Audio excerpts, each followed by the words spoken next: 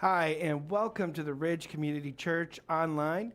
My name is Tim, and if you're new around here, I'd like to invite you to connect with us. And you can do that by scanning the QR code that you see on the screen, and just by filling out the quick Let's Connect form.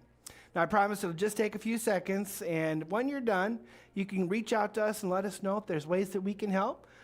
If you'd like, or if you just want to check out the resources or sign up for whatever information materials we have out there, we'd love to connect further. Now, it's going to be super important that we look at those resources, especially over the next few weeks. They're going to be big and key helpful tools over the next few weeks as we go through a series that we're in called Rewire. We're in week 2, and it's a conversation on mental health. Now, you're probably wondering why this series? Well, let me tell you, because 1 in 5 adults suffer from a mental health disorder. And half of those people have developed these conditions by the age of 14. Now, a part of the problem isn't just those statistics, but 45% of those adults will not get help or treatment. Now, that's why this conversation is so critical, because regardless of age, gender, education, we've all been impacted by mental health. Mental health has impacted us either personally or through someone that we know and love.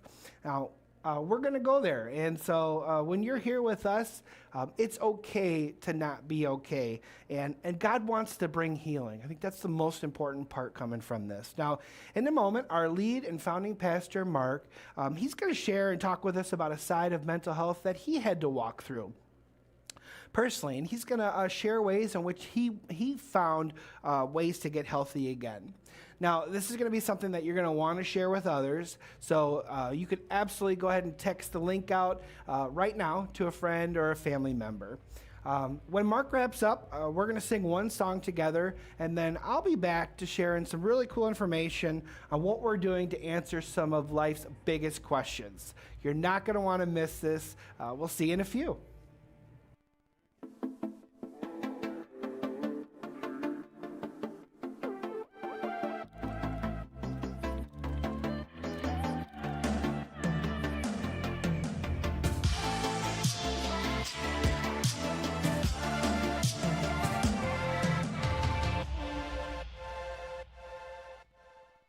Well, years ago, I was at a retreat center in Montana with a bunch of pastor friends of mine, and this place was called The Refuge. And The Refuge was actually created by a bunch of guys as a place where pastors could go and they could just have fun as they just rested and recharged through doing things like sitting by campfires, eating great food, spending time on the lake, and fly fishing. In fact, here's a picture of me fly fishing right here, okay?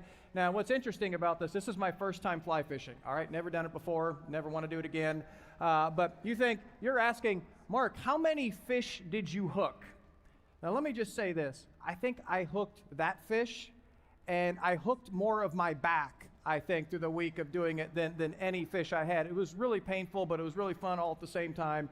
But it was interesting because here I was at this place where I'm there to just get rest and recharged, when I experienced something that I had never experienced before, and I didn't see it coming.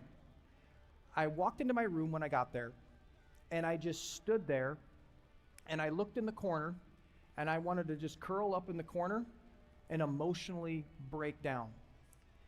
And it's interesting because throughout that week, I wanted nothing to do with being with the group of people I was with. I actually had to force myself to be with the group of people. But even though I was there, I wasn't really there. In fact, one of my best friends was with me at the time, and he says, Mark, something just seems to be wrong with you. A few months after that, I was at an off-site location, and I was doing some series planning for our church. I'll do that 2 or 3 times a year, where I'll pick an off-site location, then I'll just kind of pray through and just sense, God, where are you leading our church over this next season?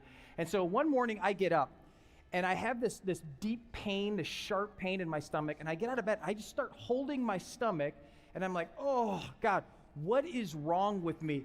I need help.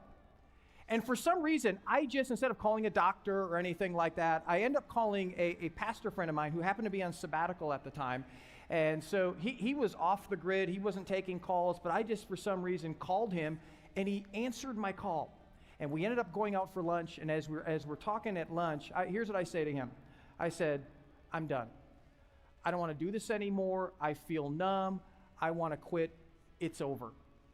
And I continue to talk to him, and here's what he says to me. I know what's wrong with you.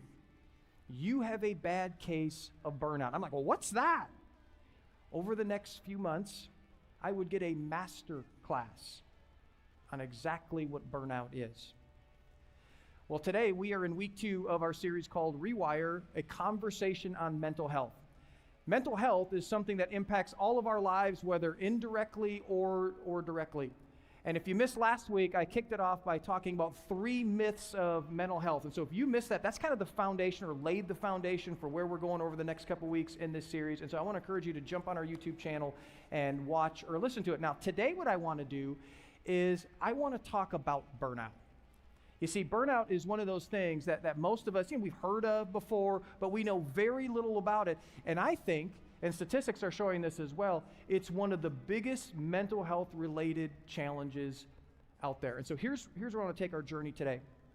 I want to talk about what it is, and then how we get it, and then give us some practical steps to just get on a path of wholeness and healing.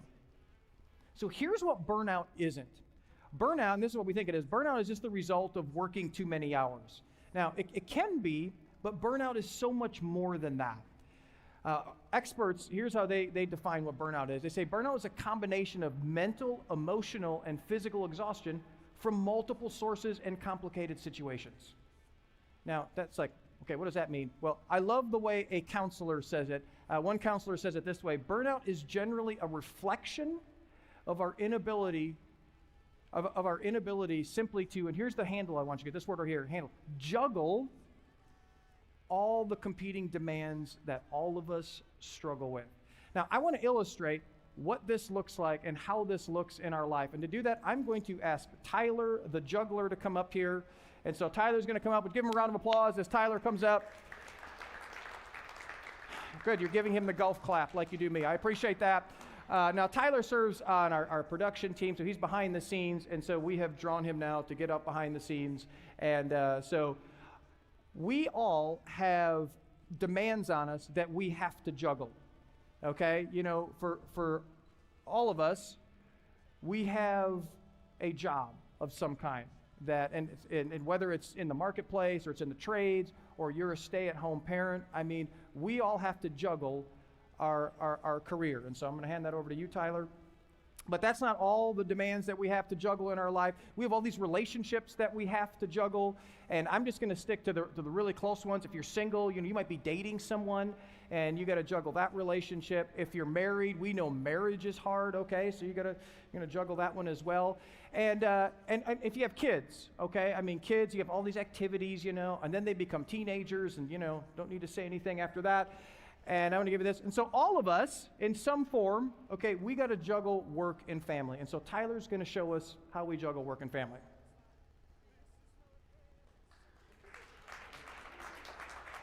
Very good, very good. Okay, Tyler, thank you for showing us how to do that.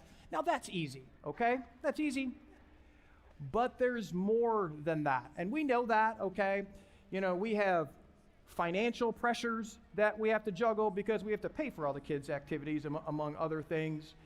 And then we have social pressures that we have to juggle because, it's like everybody's living their best life now. And so, we have to figure out what that looks like for us. We have health pressures, whether it be our own health or, for some of us, we're dealing with aging parents right now, which is a real thing. And so, we got to juggle that as well. And then we have to juggle, and I've kind of given this phrase what I call cultural chaos. And cultural chaos is we kind of look at our world and we just see, all the anger and the bitterness and the division and all that stuff, and just all that kind of stirs in us and all that stuff. So, we have to juggle that. And then, you got to throw on there, we have to juggle kind of the spiritual side, and maybe for you it's like spiritual guilt. It's like, I know I'm not living up to God's expectations, much like my own expectations, And so we got to juggle that. And so we have all this stuff to juggle, and so Tyler's going to show us how we are supposed to juggle that. Whoa, come on, you can do better than that. All right, let's give Tyler a round of applause as he shows us how to juggle. Now, I want you to picture Tyler again throwing all those balls around. This is what our lives look like. We try to juggle all this stuff, and we feel overwhelmed. It's too much. You see, for many of us, we are on the cusp of burnout, and we don't even realize it. I want you to turn to the person next to you and say, I am stressed out, I'm burned out. Go for it.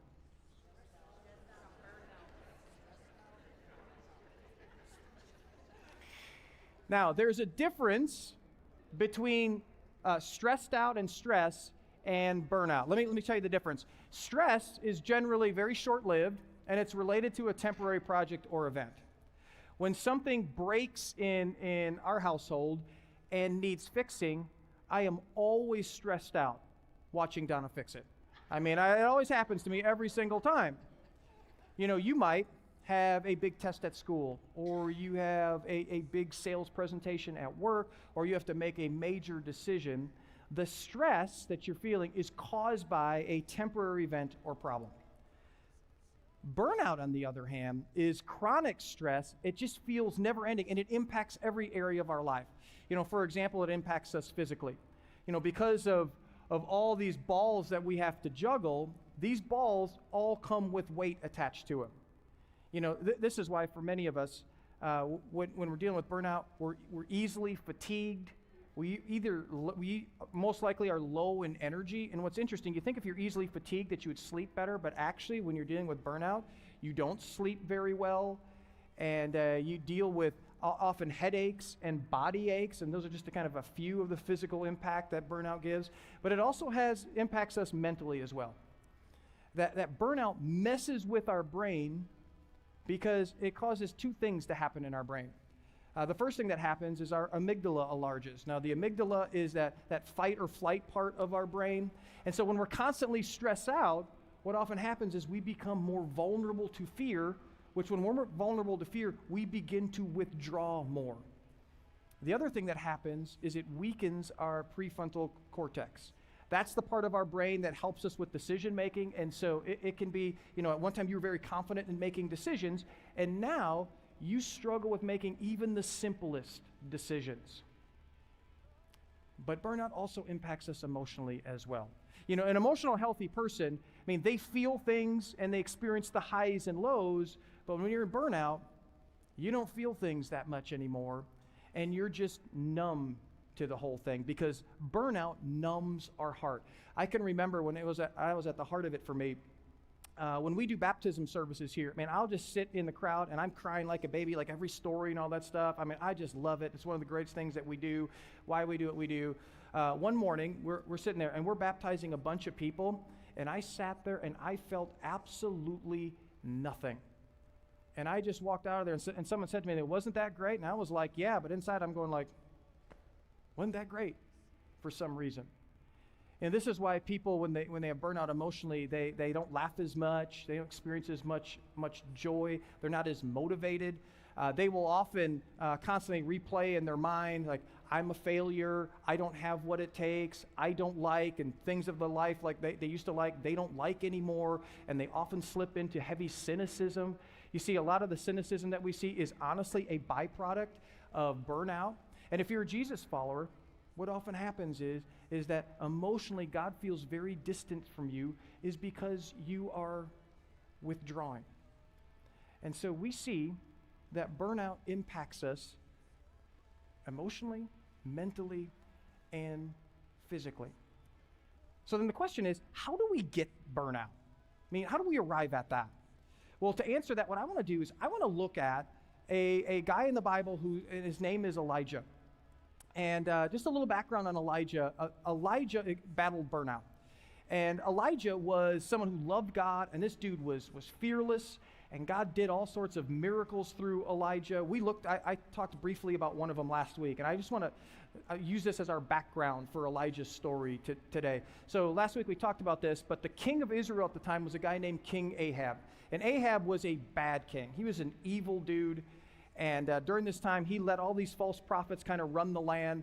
And Elijah stepped out one time, and he challenged these prophets to a fire fight. And God sent fire, proving his power and existence. And then Elijah had all of Ahab's prophets put to death. And thousands of people, they turned back to God. And so Elijah is like, he's riding high when one day Ahab's wife Jezebel, she looks at her husband and goes, dude, if you can't take this cat out, then a woman needs to do this. And so she sends a note to Elijah, and it says this: by this day tomorrow, you'll be dead. And so here's Elijah. He is riding high off his firefight wind. I mean, he just saw something that if we saw, we would never have doubts about God again. I don't care what happened, we wouldn't have doubts. But here's Elijah. One wicked woman threatens him, and his life completely falls apart. And so what I want to do is I want to look at Elijah's story, because when we look at Elijah's story, we see 3 mistakes he made that led him into burnout. And it's the same mistakes we all make, and it's the same mistakes I made. 3 mistakes. Here's the first one, is we run ourselves into the ground. Here's how Elijah's story went. It says this, it says, Elijah was afraid. So there's that fear part of burnout that I talked about a little bit ago. He was afraid, and he ran for his life when he came to Beersheba in Judah. So Elijah ran to Beersheba. Now, some of you are like, okay, what's the big deal about that? If I was afraid, I would love to run to a place called Beersheba, Now, here's the thing that you need to know. Beersheba isn't a place of unlimited breweries, okay? Or you would call heaven for some of you, all right? What Beersheba is a city that was located 100 miles from where he was located. And so he gets afraid, and he runs the equivalent of 4 marathons. And so he runs, and he eventually runs himself into the ground. The reality is, this is what many of us do, and it's how we're living. It's like we run, and it's like, okay, and we run some more. It's like you're in college, and you got to get good grades, and you work full time because you want to stay out of debt, and all at the same time you have to live up to your parents' expectation. Or you're become a parent, and you feel like you have to be the perfect parent. And so, you have to provide your kids all these vacations and all these experiences and all these birthday parties. Or you just feel like you have to live up to people's expectations. You got to say yes here, and you got to be at this and be at that. And, you can't show any weakness because you have to give off this image that you have it all together. And so this is what we do. We run ourselves into the ground because that's what everybody else is doing, but we never take the time to think about the impact this is having, not just on our own lives, but those closest to us as well. Second mistake that Elijah made is he isolated himself from other people. Here's what Elijah did. It says, when he came to Beersheba in Judah, he left his servant there, while he himself went a day's journey into the wilderness. And so while he himself, in other words, he went by himself. And so things get tough for Elijah, and what does he do? He leaves his most trusted friend because he thinks he's got to juggle all these balls on his own. And when we get to a bad spot in our life, like Elijah did, like I did, our tendency is to start to withdraw. And we think, you know what, I just got to juggle all these balls on my own. I can't ask for any help. And then what often happens is then our spiritual enemy, the devil, he kind of whispers into our ear and he says, listen, you can't let anybody know what you're really thinking and what you're really feeling. You can't do that. And so then we feel embarrassed, ashamed, and we're too proud to ask for help. I want to just take a minute and just speak to our online community for just a minute. For some of you, this is actually what you're feeling. When COVID hit, the church community for you became watching a message online, and you know what? That's a really good thing. I mean, we love the fact of technology and that we can do that, and we're going to continue to invest in technology. But for many of us, we have isolated ourselves when it comes to community to just that, and as a result, we don't realize just how vulnerable we are, because God made every single one of us to follow him best with other people.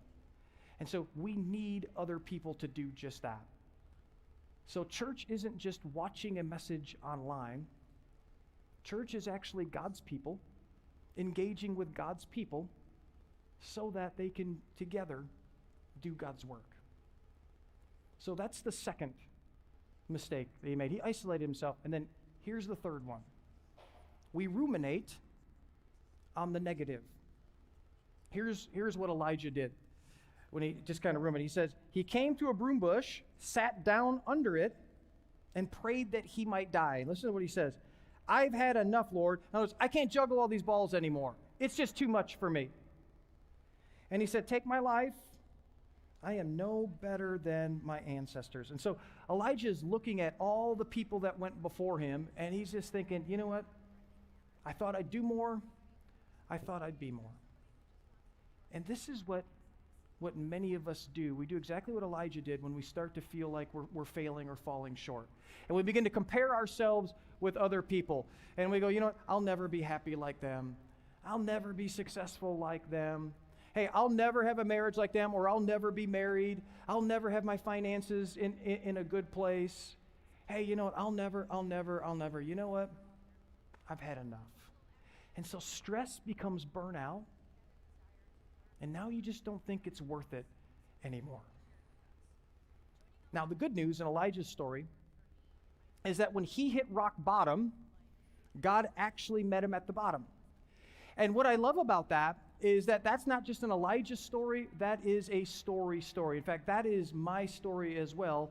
God met me at the bottom, and as a result, he put me on a path to healing and wholeness. And I guarantee you this, he will do the exact same thing for you. In fact, here's what he did with Elijah. It said, then he lay down under the bush and he fell asleep. And all at once, an angel touched him. And then a show was born called Touched by an Angel. No, I'm just kidding.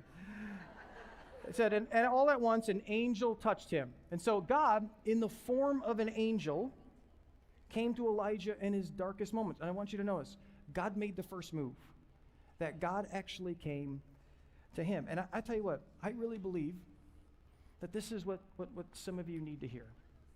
That no matter how many balls you just feel like you're dropping, how many balls, God's there, God is moving, and you know what? He's moving towards you. I shared my story earlier of when I got up and I felt that pain in the stomach, and I reached out to my pastor friend who was on sabbatical, who wasn't taking calls, and he ended up taking my call. Well, after it all kind of shook out, I asked him and I said, okay, you weren't taking calls. Why did you take my call? And he said, I don't know what it is. He said, but just, I felt like God was saying, you need to take this call. God came to me through a trusted friend. And he continued to come to me as long as I was willing to follow in the direction that he was leading me. And so here's what I want to do to wrap up. I want to give you some very practical ways that you can battle burnout. And for some of you, this is going to be preventative. All right, because you're like, okay, Mark, I don't know if I don't really deal with this. Now, the interesting thing about burnout is when you deal with it in the middle of it, most of us don't really know that we're dealing with it. But for most of us, this is going to be life-changing for you because you are in the middle of burnout and you don't even know it, and it's just having a ripple effect throughout your life. So I'm going to give you some practical things. Here's the first thing that I want to tell you to do. I want you to return to God's rhythms. Listen to what the angel said to Elijah. He said this. He said, so all at once an angel touched him and said, get up and eat. He looked around, and there by his head was some bread baked over hot coals and a jar of water. He ate and drank, and then he laid down again. And so he was like, okay, Elijah, I want you to get up. I want you to get something to eat, get some food in your system, and then I want you to take a nap. I want you to get some rest. What was the angel doing? He was saying, Elijah, I want you to take care of yourself physically. What's interesting is that we run ourselves into the ground, and we all do it. And what the angel is saying is God didn't create you to run. Instead, he created you to run, rest, rest. And here's how I know this. Did you know that one of God's top 10 commandments is actually to rest. That God knew, and I think this is amazing, that God knew our tendency to just kind of run ourselves into the ground, so he had to command us to shut it down and rest. Most of us know what it is. It's called the Sabbath. And the Sabbath is we just take one day off for every 6 days of work, and we rest. And God he even built this, as you look at the creation narrative, he built this into creation. Now, the reality is, most Jesus followers, we don't do this. But here's what you need to know. God didn't put this in there to pull us back. God actually put this in there for our benefit. And here's the idea of the Sabbath. The idea of the Sabbath is we take some time and we just disconnect from work. In other words, we put down some of our balls that we're juggling all the time, and we reconnect and recharge with God and with other people. And I'm telling you, if you do this, it'll be one of the most spiritual things you will do. Some of you know this, but I ran a marathon years ago. And during the training time, I noticed that some people that were training had a very different strategy than what I had. You know, for some, their strategy was not just kind of run the entire time. Their strategy was, you run for a while, and then you walk, and then you run again, and then you walk. And it was told if it's done right, that you will actually get better times. And I'm thinking, like, now, how is that possible? How can you get a better time by running and walking versus running the entire time? So I run the race, and I run the entire time, but there were people who beat me badly who did the run-walk strategy. And once again, I just kind of stepped away from it. At first, I was confused, but then as I thought about it more, it made complete sense. You see, they walked so their body had time to recover, so they could run harder, longer. In running the entire time, I never gave my body time to recover, so the farther I went in the race, my pace actually got slower. And you know what? The same thing is true with our life.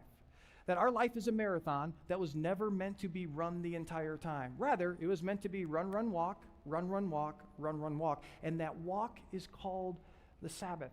And when you practice the Sabbath, here's what you'll discover.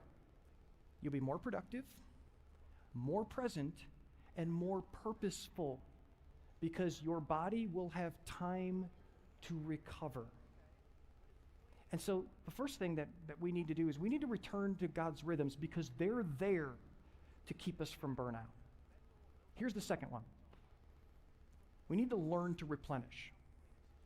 Now, for many of you, you aren't going to like what I have to say. But here's what you need to know. For some of you, you need more than just rest. You need rest in a different way than you have ever rested before. And let me tell you what I mean by showing you what I discovered in the midst of my burnout. So when I was going through my burnout, it wasn't like I cut vacation time or days off. I took all my days off and I took all my vacation time. But when I would get back from vacation, you know what? I didn't feel rested because my mind couldn't shut down. I was still emotionally numb. And so it still didn't matter for me how much vacation time I took. Well, I was talking to my counselor at the time. I'm telling him about all this. And he said something to me that really hit home. He said this. He said, your problem isn't that you're tired. If you're tired, you can just go home and take a nap and all is good. Your problem is you're depleted. In other words, you have given so much out of yourself, you have nothing left to give. And so here's how this looks in our lives. It's like our lives are like a cup of water that we continually pour out to refresh other people. And what I was doing, and what many of you are probably experiencing right now, is you are trying to pour water out of an empty cup. The reality is your cup needs to be refilled. And so he gave me some advice that was life-changing for me, and I hope that this is life-changing for some of you. And here's the advice he gave me.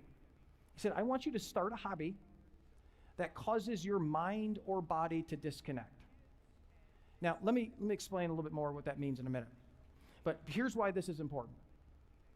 When we're depleted, when we're emotionally numb, we look for ways to cope with that numbness and just that experience of depletedness.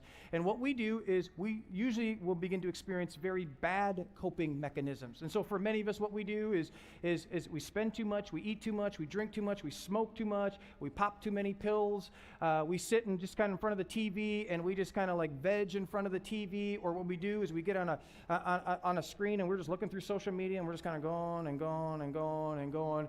And why do I say that those are bad coping mechanisms? They're bad because they don't refill us. What we need to do is we need to replace the bad coping mechanisms with good ones. And one of the best things that we can do is to start a hobby, and not just any hobby. If in your line of work, you used your mind a lot, what you need to do is you need to look for a hobby where you don't use your mind a lot, and instead, you use your body more, and vice versa. And let me tell you why that is.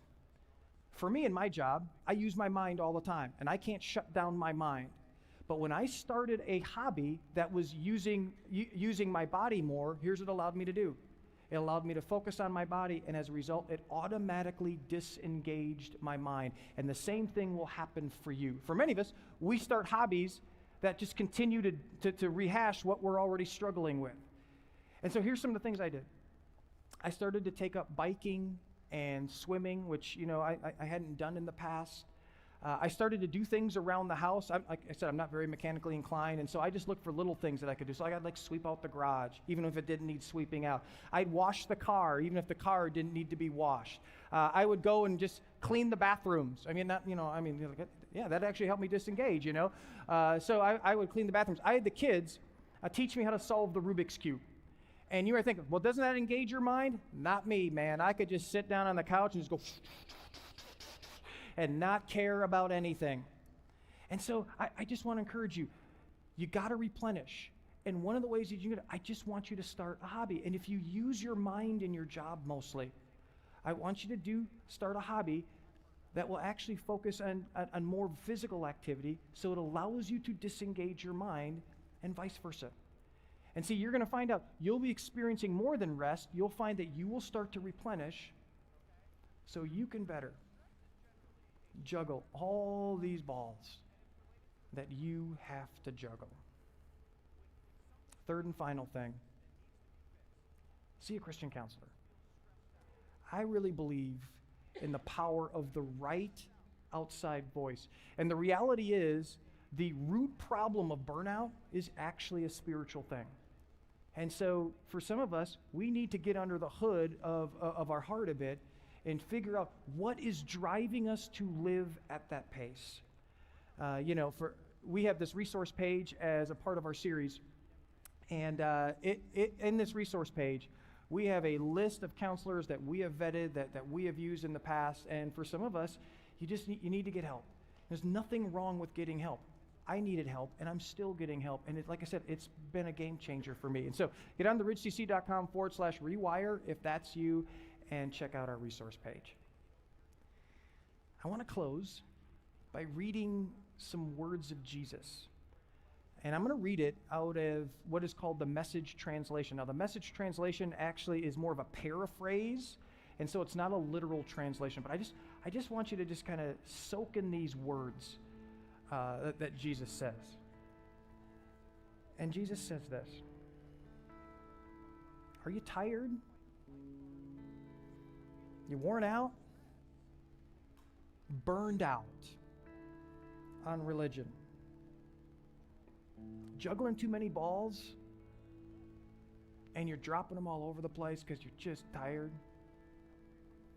He says, come to me, get away with me, and you'll recover your life. Another way of saying it is you'll rediscover life. I'll show you how to take a real rest, not just go on vacation every once in a while, that even in the midst of juggling all your balls, you can still experience real rest. And then listen to what he says: not run, walk. Walk with me and work. You can walk and work? Yeah, you can walk and work. Work with me. Would you watch how I do it? Learn the unforced rhythms of grace. In other words, I'm going to teach you how to tap in to God's rhythms for life, because they lead to health and healing and wholeness. And he says, I won't lay anything heavy or ill-fitting on you. Keep company with me, and you'll learn to live freely and lightly, even with all the balls we have to juggle. And so don't settle for dropping all sorts of balls, because you're living at a pace that you were never designed to live. And so would you be willing to return to God's rhythms? And for I would think many of us, we're beyond tired. We need to replenish. And so would you learn how to replenish? And for some, we need to take another step. And we need to see a counselor, because there is some spiritual issues that are driving you to live at that pace. But for all of us, what we need is we need an encounter with Jesus. Because in the midst of juggling all our balls, it's only when we encounter him that we'll discover what we really want. And that is real rest. Let me pray for us. Father, this idea of burnout, I mean, this isn't new for us. I mean, it's one of your top 10 commandments. You knew, God, that there are things that are just going to drive us to just live at such a pace. And it's a pace we were never designed to live. And eventually we just kind of run ourselves into the ground, and then there's just a ripple effect to that, God. And God, if we're honest, we're just used to this now. And there's a part of us that goes, I don't even know if this is really possible. Taking a day off and disconnecting and replenishing. But God, the reality is, just like anything, you created us in a certain way. And I pray that we would have the courage to just, first off, be honest with ourselves where we're at with this and why we are where we are. And just tap into that. God, it's been so life-changing for me. I don't know if I'd be doing this right now if it's not for this. God, I pray that we'd have the courage to step into your rhythms, your beautiful, redemptive, healing rhythms. And God, we need replenishing. We're beyond tired, God. We're dropping balls because of it. God, would you just help us to maybe start something that'll disengage one part of us so we can engage another part of us, so we can have more water in our cup that we can pour it out. And Father, most of all, in coming to you and trusting you, you walk with us, you meet us at the bottom, and in it you just kind of walk with us through a path of just real rest in the midst of the busyness and the craziness of our world. So thank you, God, for it, and we pray this all in Jesus' name. Amen.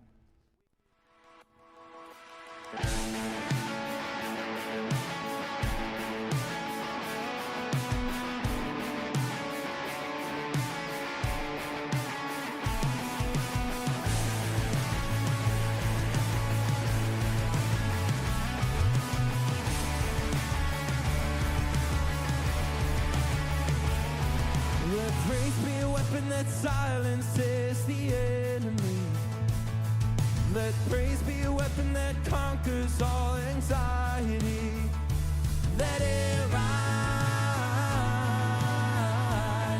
Let praise arise.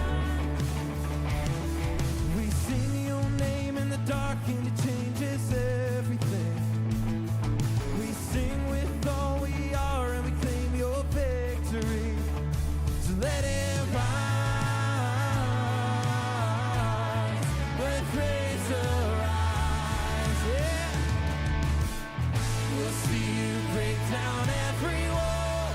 We'll watch the giants fall. You cannot survive when we praise you. The God of breakthroughs on our side. Forever lifting high.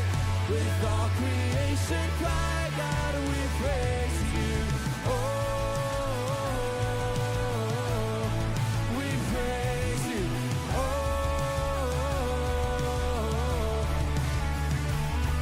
let faith be the song that overcomes the raging sea.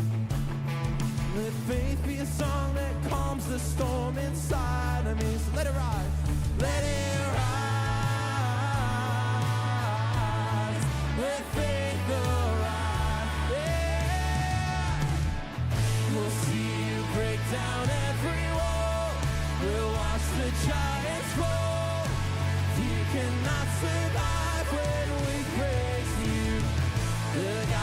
breakthroughs on our side, forever lifting high.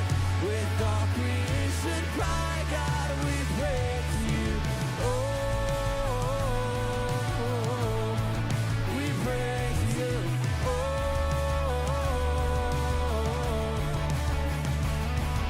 This is what living looks like.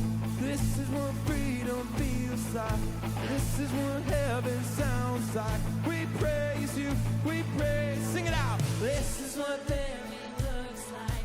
This is what freedom feels like. This is what heaven sounds like. We praise you, we praise you. This is what living looks like. This is what freedom feels like. This is what heaven sounds like. We praise you, we praise you. This is what living looks like. This is what freedom feels like. This is what heaven sounds like. We praise you, we praise. We'll see you break down every wall. We'll watch the giants fall. Fear cannot survive when we praise you. The God of breakthroughs on our side, forever lifted high. With all creation cry, God, we sing that again. We'll see you break down every wall. We'll watch the giants fall. Fear cannot survive when we praise you. The God of breakthroughs on our side, forever lifted high. With all creation cry, God, we praise you. Oh, we praise you. Oh, we praise you. Oh, we praise you. Oh, we praise you.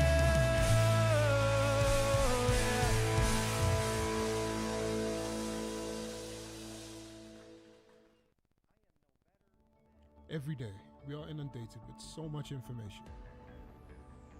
Yet so many questions remain. How can I find my purpose? Why am I here? What should I believe? How can I find peace? Why is life so unfair? How can I thrive in challenging times? How can I make the most of my life? These are life's big questions, but there's rarely enough time to think them through properly. If you live to be 70, you're going to spend 20 years and 3 months asleep, 10 years and 5 months watching TV, 5 years and 9 months in some form of transportation, 7 years and 6 months eating and drinking. Why not spend less than 24 of them asking life's biggest questions and try out?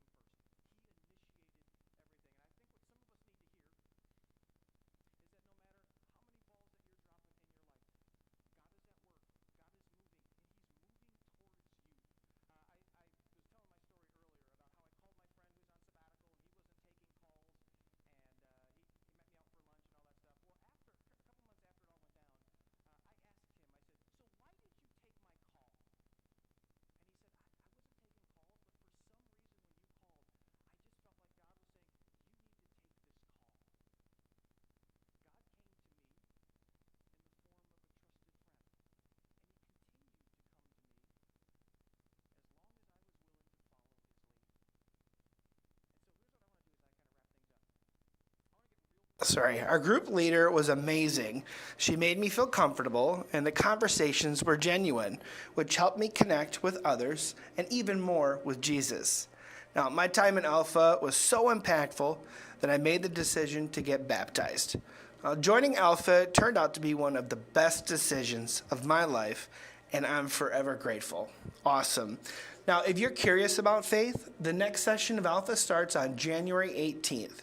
Super easy to get signed up. Just check out our Alpha webpage, or you can drop a question in the chat, and we'll be sure to answer any questions that you have. Now, every step we take in our faith journey is one step closer to loving, looking, and living like Jesus. Now, for many of us, a step we can take is to give back to God. Now, all the ways that you can do that are listed up on the screen. Let's take this moment together and let's show God truly how much we trust Him.